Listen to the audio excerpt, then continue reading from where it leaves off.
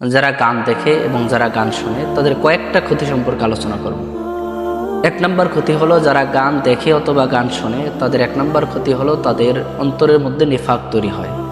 2 নম্বর ক্ষতি হলো তাদের মন জেনা এবং ব্যভিচারের প্রতি আকৃষ্ট হয়।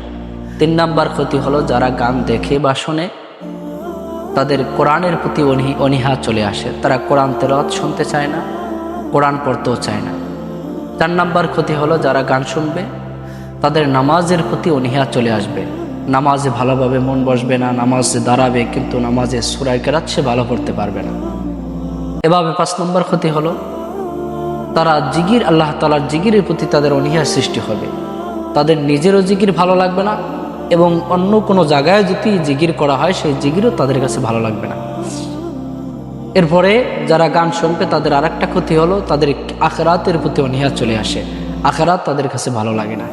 এক কথা, ইসলামের কোনো কাজ তার কাছে ভালো লাগবে না, শয়তানের যত কাজ আছে এই কাজগুলা তার কাছে ভালো লাগতে থাকবে।